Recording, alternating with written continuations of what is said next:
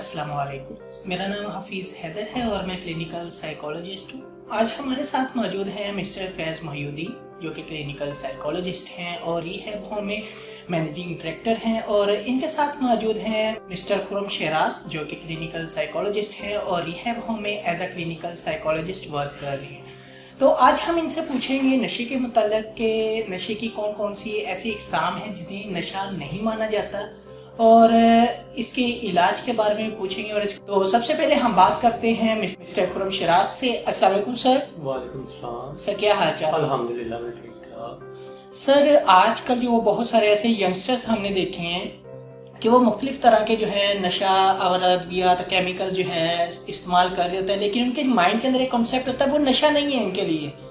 तो क्या कहना चाहेंगे इसके बारे में?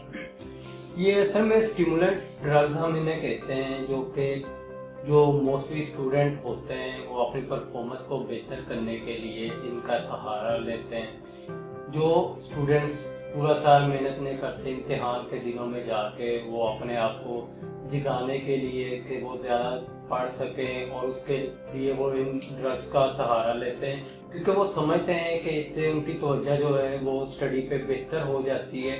वो इनको नशा नहीं समझते।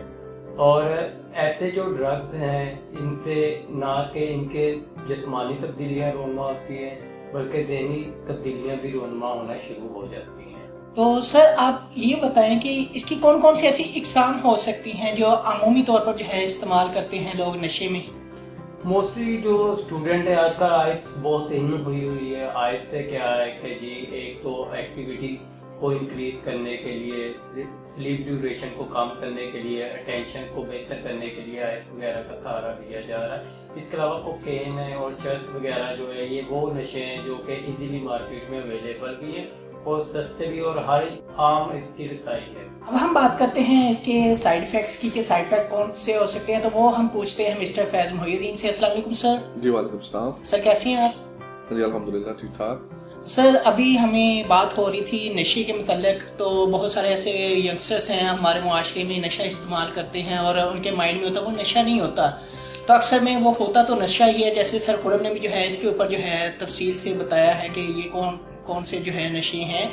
तो काइंडली अब आप हमें ये बताएं कि इसके साइड इफेक्ट्स क्या हो सकते हैं? ड्रग्स के हवाले से अगर बात की जाए तो आजकल इस किस्म की ड्रग्स आ चुकी हैं कि हमें, जैसे खुरम साहब ने बताया कि जो हमारे आजकल के बच्चे हैं, स्पेशली स्टूडेंट्स, हमारी यूनिवर्सिटीज़ के, कॉलेजेस के बच्चे हैं, जो कि अपनी टेंशन को बढ़ाने के लिए और अपने फोकस को इम्प्रूव करने के लिए, और स्पेशली कि वो रात को जागने के लिए इस किस्म की ड्रग्स का इस्तेमाल कर रहे हैं कि जिसकी वजह से वो 3-3 दिन 4-4 दिन वो सोते नहीं हैं, और उससे उनकी परफॉर्मेंस जो है वो वक्ती तौर पे इम्प्रूव हो जाती है। लेकिन वो वक्ती तौर पे तो उसका फायदा उनको वो हो जाता है, लेकिन उसके साइड इफेक्ट्स भी हैं बहुत ज़्यादा। उसमें फिजिकल जो साइड इफेक्ट्स हैं उसमें उनमें वो वीकनेस आ जाती है, उनमें एपिटाइट में फर्क पड़ जाता है, और इसके अलावा अगर वो ज़्यादा उसमें इस्तेमाल करते हैं तो उनके लंग्स पे, उनकी किडनीज पे उसका इफेक्ट आता है।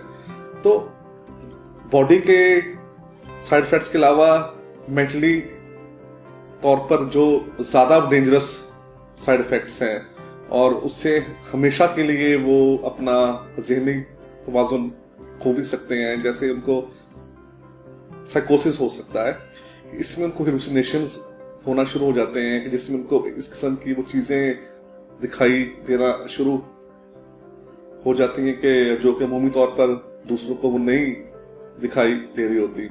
इसके अलावा वहम उनको आना शुरू हो जाते हैं कि ये लोग मेरे खिलाफ हैं, मुझे ये मार देंगे। इसकी वजह से उनके इंटरपर्सनल रिलेशनशिप्स खराब हो जाते हैं। तो असल बात बताने का जो मकसद ये है कि ये ड्रग्स जो हैं जिनको हम स्टिमुलेंट्स बोलते हैं, इनका असर बच्चों के दिमाग पर बहुत ज्यादा होता है, اس کی وجہ سے وہ بدتمیزیوں پہ اتر آتے ہیں, بہت زیادہ اگریسو ہو جاتے ہیں. وہ یہ بھی نہیں وہ دیکھتے کہ ان کے سامنے ان کے ماں باپ ہیں, بہن بھائی ہیں, بیوی بچے ہیں, بڑا ہے. تو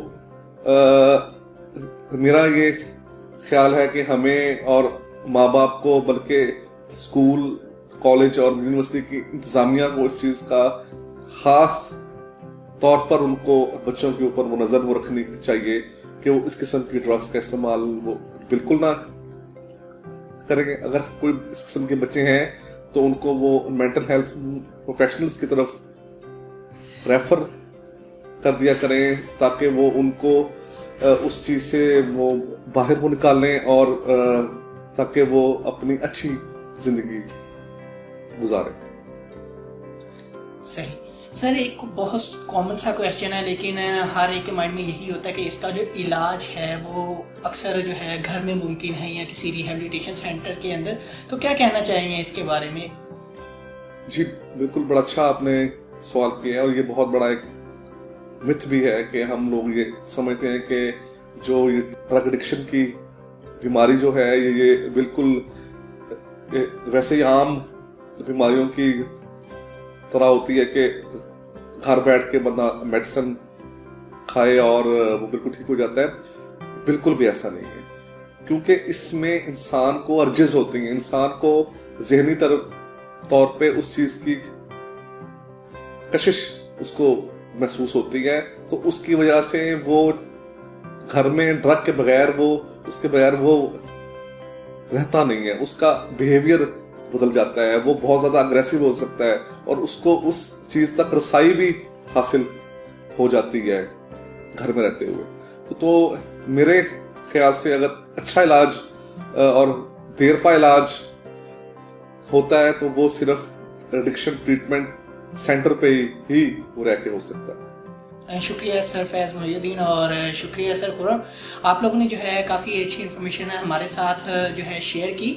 آئی ہوپ سو کہ آپ لوگوں کو معلوم ہو گیا ہوگا کہ یہ جو اسٹیمولنٹس ڈرگس ہیں یہ کون کون سی ہیں, اور اس کے سائیڈ افیکٹس کیا ہو سکتے ہیں, اور اس کے علاوہ جو ہے اس کا علاج کیسے پاسبل ہو سکتا ہے.